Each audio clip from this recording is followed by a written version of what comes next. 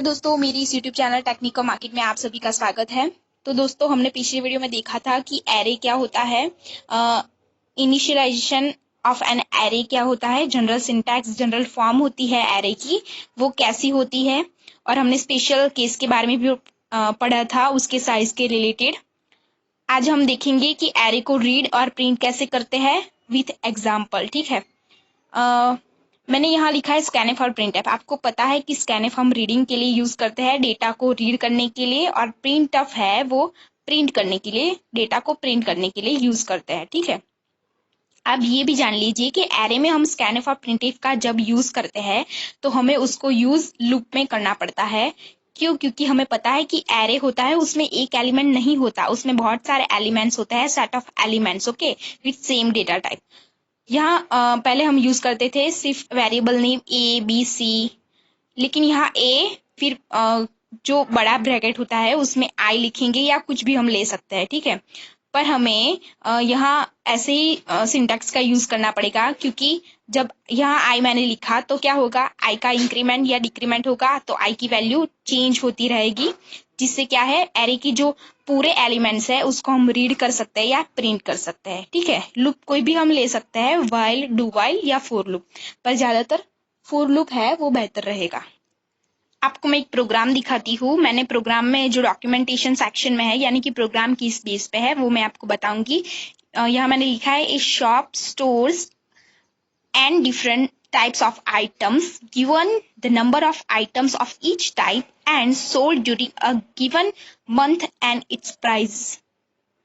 Compute the total monthly sales. यानी कि एक शॉप है, उसमें बहुत सारे आइटम्स है, एंड नंबर ऑफ आइटम्स, हम कुछ भी ले सकते हैं, या मैंने 5 आइटम्स ले ली है। हमें पता है कि एरे का जो स्टोर होने का शुरू होता है, एलिमेंट जब स्टोर होता है तो वो 0 से स्टार्ट होता है, 0 1 2 3 4, यानी कि जो एलिमेंट्स हमने लिए हैं, मान लीजिए यहाँ 5 एलिमेंट्स लिए हैं, तो 5 से एक कम, यानी कि n-1, लास्ट में n-1 आएगा। तो आइटम, मैंने यहाँ आइटम ले ली है 0 1 2 3 4। ये वैल्यू जो आइटम है उसका नेम है, मैंने यहाँ इनिशियलाइज कर दिया है 0 1 2 3 4। आइटम कॉस्ट यहाँ लिखा है कि 0 नंबर वाली जो आइटम है उसका कॉस्ट कितना है, 7.50। पहले नंबर की है उसका 25। ऐसे ही मैंने सारी आइटम्स का कॉस्ट लिख दिया है। यह है आइटम सोल्ड, यानी कि आइटम कितनी सेल हुई है या बिक्री, उसकी बिक्री हुई है। ठीक है। कितनी बेची गई है आइटम। ठीक है।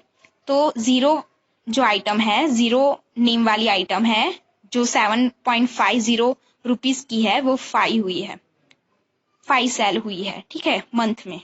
तो हमें पता है कि अगर मुझे टोटल कॉस्ट निकालना होता है तो हम क्या करेंगे, आइटम कॉस्ट है इनटू आइटम सोल्ड जो हुई है उसका मल्टीप्लीकेशन करेंगे, जैसे कि 7.5 इंटू 5, 25.0 इंटू 6, ऐसे ही 12.5 इंटू 2, 10.0 इंटू 4, 50.0 इंटू 2।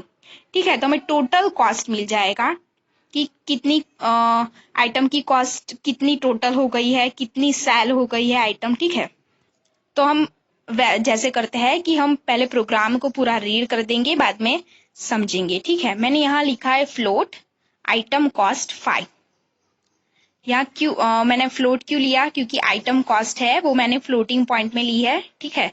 तो हम फ्लोट लेंगे डेटा टाइप, और इंटीजर आइटम सोल्ड, क्योंकि यहाँ इंटीजर में है तो हम इंटीजर लेंगे डेटा टाइप, और 5 है वो एरे की साइज है, यानी कि 5 एलिमेंट्स है। ठीक है। फिर प्रिंटफ एंटर एन एरे, वो तो सिर्फ प्रिंट होगा डिजाइनिंग के लिए। फिर मैंने फोर लूप लिया, आई की वैल्यू इनिशियल 0 होगी और एक कम होगी टोटल से n-1। तो हमने यहाँ क्या लिख दिया, I should be less than और equals to 4, I plus plus increment होगा। ठीक है। यहाँ printf item cost is equal to %d /n \n item cost I. ठीक है। यहाँ मैंने नीचे लिख दिया है क्योंकि यहाँ जगह नहीं थी, यहाँ कॉमा आएगा। ठीक है। Item cost i, printf %d \n item sold i. ठीक है। यहाँ मैंने total is equal to total plus item cost i into item sold i. यहाँ मैंने जगह नहीं थी इसलिए यहाँ नीचे लिख दिया है। और फिर बाद में print f total is equal to percentage d total. ठीक है, मान लीजिए हम पहला एग्जाम्पल उठाते हैं ये। ठीक है, यहाँ क्या होगा, i is equal to 0, i की वैल्यू 0 होगी। i 0 इज लेस देन और equals to 4, condition is true, तो जो लूप के विदिन में है वो प्रिंट होगा। तो print f item cost is equal to percentage d item cost I की वैल्यू 0 थी, तो आई 0 पे क्या है 750, तो आइटम कॉस्ट 7.50 हो जाएगा। और आइटम सोल्ड आई की वैल्यू 0 है, आइटम सोल्ड 0 पर क्या है 5 है, तो 5 प्रिंट हो जाएगा। ठीक है, फिर total is equal to total plus, या मैं आप लिख सकते हैं टोटल इज इक्वल टू 0। ठीक है, या टोटल इज इक्वल टू 1, यह मैंने लिखना भुला दिया है। टोटल इज इक्वल टू 0 आप लिख लेंगे तो अच्छा रहेगा। तो total is equal to total plus item cost i into item cost sold i. ठीक है, तो इनिशियल वैल्यू टोटल की 0 है, तो 0 प्लस क्या होगा 7.50 इंटू 5। ठीक है, तो क्या हो जाएगा 7.5 इंटू 5 का मल्टीप्लीकेशन हो जाएगा प्लस 0, तो टोटल की वैल्यू इतने की इंटू आ गई। ठीक है, फिर बाद में क्या होगा, फिर से लूप चलेगा, आई की वैल्यू 1 होगी, 1 इज लेस देन और इक्वल्स टू 4, तो फिर क्या होगा यहाँ 25.0 और 6 की वैल्यू यहाँ प्रिंट होगी।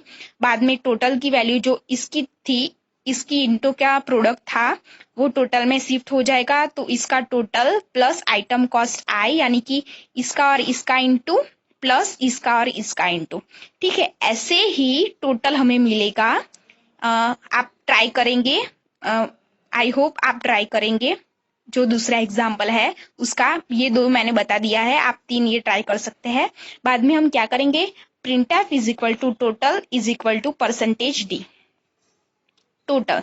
तो ये जो टोटल की लास्ट की वैल्यू होगी यहाँ तक खत्म हो जाएगा, तो क्या हो जाएगा टोटल की वैल्यू यहाँ स्टोर हो जाएगी और हमें प्रिंट करके दे देगी कि एक मंथ में टोटल इतनी जो प्राइस है वो हमें मिलेगी, यानी कि हमें प्रॉफिट होगा या लॉस जाएगा। ठीक है, तो अगर ये वीडियो आपको पसंद आया तो इसे लाइक और शेयर जरूर करना। अगले वीडियो में हम फिर एग्जाम्पल के साथ मिलेंगे। आज इतने तक ही, थैंक यू।